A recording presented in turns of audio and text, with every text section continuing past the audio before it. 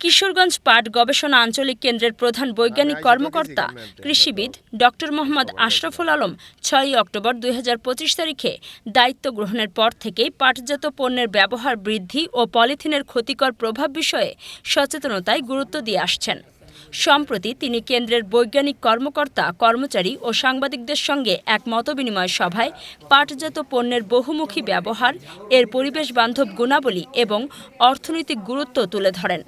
Doctor Ashraful Alam বলেন, পাটজাত পণ্য টেকসই, পুনর্ব্যবহারযোগ্য ও পরিবেশবান্ধব। এগুলোর ব্যবহার বাড়ালে যেমন গ্রামীণ অর্থনীতি শক্তিশালী হবে, তেমনি পরিবেশও রক্ষা পাবে। তিনি আরও বলেন, পলিথিন আমাদের পরিবেশের জন্য ভয়াবহ হুমকি। এটি মাটির উর্বরতা নষ্ট করে, জলাশয় দূষিত করে এবং পরিবেশের ভারসাম্য নষ্ট করে। তিনি সবাইকে দৈনন্দিন জীবনে পলিথিন পরিহার করে পাটজাত পণ্য ব্যবহারের আহ্বান জানান। সভায় পাট গবেষণা কেন্দ্রের অন্যান্য বৈজ্ঞানিক কর্মকর্তা ও কর্মচারীরাও উপস্থিত ছিলেন এবং পাট শিল্পের উন্নয়ন ও ব্যবহার বৃদ্ধি নিয়ে বিভিন্ন মতামত ব্যক্ত করেন। জন্য পাটের আসলে কোনো বিকল্প নেই। পলিথিন আসলে বর্জনের জন্য সরকার বিভিন্ন সময় উদ্যোগ নিচ্ছেন, আমরা সকলেই চেষ্টা করছি। তবে পলিথিনের একমাত্র বিকল্প হিসেবে আমরা পাটের যে বিভিন্ন ধরনের পণ্য রয়েছে, বিশেষ করে যে ব্যাগ রয়েছে, আরও অন্যান্য পণ্য রয়েছে, এগুলো আমরা ব্যবহার করতে পারি।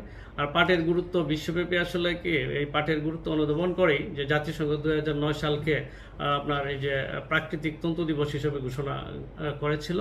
আর পাটের বিকল্প, পাট একমাত্র পলিথিনের বিকল্প পাটই হবে। এখানে যে একটা প্রদর্শনী দেখেছেন, এখানে কিন্তু আমরা বিভিন্ন ধরনের পণ্য রেখেছি, যেগুলা এই যে এখানে দর্শনার্থী যারা আসেন ওনারা দেখে আসলে ওনারা খুবই মুগ্ধ হন, অনেকেই হয়তো কিনেও নিয়ে যান।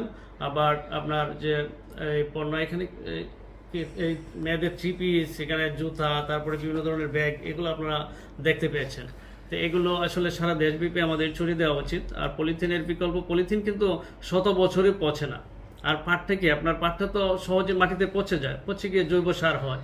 আর পলিথিন কি করছে, মাটির গঠনগত, মাটির যে গঠন, মূল গঠনটাও কিন্তু পলিথিন নষ্ট করে দিচ্ছে।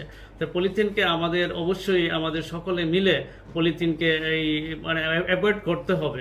পলিথিন আমাদের যে পরিবেশের ক্ষতি করছে, মাটির ক্ষতি করছে, সর্বোপরি স্বাস্থ্যের ক্ষতি করছে, এই সবগুলো দিক বিবেচনা করে পাটকে এগিয়ে নিয়ে এসে পলিথিনকে বর্জন করতে হবে। পলিথিনের বিকল্প হিসেবে পাটকেই ব্যবহার করতে হবে। এবং পাট সারা বিশ্বব্যাপী কিন্তু সমাদৃত, এখন সারা দুনিয়ায় ভাবছে পাটকে নিয়ে। আর পাটের পণ্য আপনার যে বিদেশে রপ্তানি করে বাংলাদেশ কিন্তু প্রচুর মুদ্রা আয় করছে। বিদেশে আমরা কাঁচা পাটটা রপ্তানি না করে যদি আমরা পণ্য তৈরি করে রপ্তানি করি, তাহলে বিপুল পরিমাণ কিন্তু বৈদেশিক মুদ্রা অর্জিত হবে। তা পাটের আপনার পাট দিয়ে যে ২৮০, ৮১, ৩০০, ৩ শতাধিক উপরে কিন্তু পাট পণ্য তৈরি হয়, যেগুলো হয়তো আমরা অনেকেই সবগুলোর নাম কিন্তু আমরা এভাবে বলতে পারছি না, কিংবা আমরা দেখতে পাচ্ছি। কিন্তু পাট পণ্যের যে কত রকম আছে আপনি হিসাব করে বলতে, প্রচুর প্রচুর প্রচুর পাটের পণ্য তৈরি হচ্ছে। আমি আশা করি এই দেশে, আমাদের দেশে যে নতুন নতুন পাটের পণ্য তৈরির উদ্যোক্তা তৈরি হবে এবং পাট পণ্য এই যে মোহাম্মদ জোনায়েদ হোসেনের তথ্য ও চিত্রে কাজী সাইমা, চ্যানেল 21, কিশোরগঞ্জ।